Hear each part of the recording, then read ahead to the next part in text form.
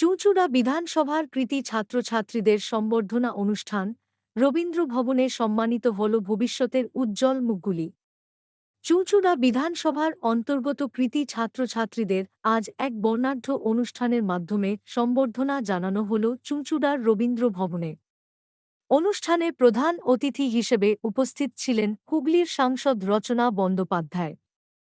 তাঁর সঙ্গে মঞ্চে উপস্থিত ছিলেন সদর মহকুমা শাসক, চুঁচুড়া পৌরসভার সকল কাউন্সিলরবৃন্দ এবং অন্যান্য উচ্চপদস্থ প্রশাসনিক আধিকারিকরা।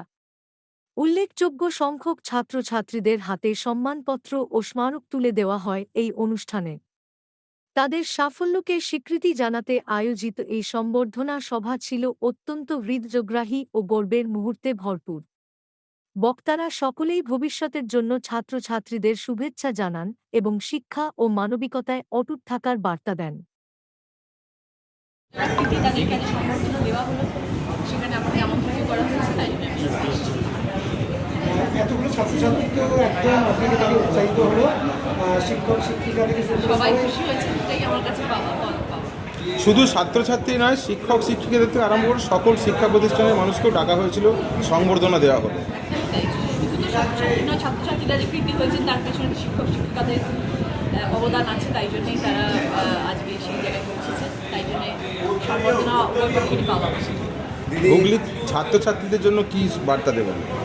আমি বললাম যে মন দিয়ে ভালো করে পড়াশুনো করো, জীবনটাকে আরও সুন্দর করে তোলো, জীবন আরও বড় হতে হবে এবং শিক্ষার সাথে থাকতে, শিক্ষার আলো থাকলে জীবনও আলোকিত হতে থাকবে। দিদি, এই আপনার সাংসদ হবার পর দ্বিতীয়বার 21শে জুলাই, সামনে 21শে জুলাই মঞ্চের জন্য কেমন প্রস্তুতি নিচ্ছেন?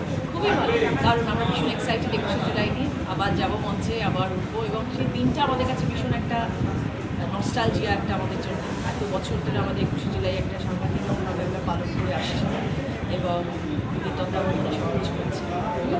এই 21শে জুলাই র্যাম্পে হেঁটেছিলেন প্রথম, ওইখান থেকেই প্রার্থী ঘোষণা, সেই আবেগটা সেই আবেগটা তো ডেফিনেটলি আছে। কত সংখ্যক লোক হবে? এবার কি নতুন চমক থাকবে 21শে জুলাই মঞ্চে? সেটা দিদি বলতে পারবেন, সেটা আমরা বলতে পারবো, আমরা নিজেরাই বসে আছি চমক দেখার জন্য। দিদি, আর বেশ কয়েকদিন পরেই কিন্তু বিধানসভা ভোট, প্রস্তুতি কি এখন থেকে শুরু করেছেন? একদম সব জায়গা থেকে শুরু হয়ে গেছে, সব জেলায় শুরু হয়ে গেছে, সব অঞ্চলে শুরু হয়ে গেছে, সব ব্লকে শুরু হয়ে গেছে, এবং দিদি ছিলেন, দিদি আছেন, দিদি থাকবেন, প্রস্তুতি চলছে ডেফিনেটলি, তো আমরা জানি যে দিদি থাকবেন। গত বিধানসভা নির্বাচনে 7টা কিন্তু বিধানসভায় কিন্তু আপনাদের দখলে ছিল, 7টা, এবারে কি মনে করছেন? সাথে আরও বেশি হতে পারে। দিদি দিদি আর একটা হেলথ টিপস, একটু ঘর থেকে কম বেরোলে ভালো হয়, মানে প্রয়োজন না হলে বেরোনোর দরকার নেই। আর একটুখানি জলের মধ্যে বেশি থাকতে হবে, জলের মধ্যে বেশি থাকতে হলে একটু অক্সিজেন টেকটা বেশি করতে হবে, পানীয় জল বেশি করে খেতে হবে, হালকা খাবার খেতে হবে, রিচ ফুড খাওয়া চলবে না, রেস্টুরেন্টের ফুড অ্যাভয়েড করতে হবে, সেভাবে সুস্থ থাকা যাবে। কিছু করার নেই, গরমে থাকবে, পার্ট অফ লাইফ হয়ে গেছে। এখন দেখা যাচ্ছে যে গরম বাড়ছে, আপনার গ্লামারও বাড়ছে, তার কোনো আমি যে বললাম যে আমি খাবারের ব্যাপারে ভীষণ সচেতন, আর তাড়াতাড়ি করে সেটা যদি মানুষ যত তাড়াতাড়ি বুঝে যাবে তত তাড়াতাড়ি মানুষ সুস্থ থাকতে পারবে এবং সূর্য অস্তের পরে কোনো খাওয়া চলবে, সব থেকে বড়।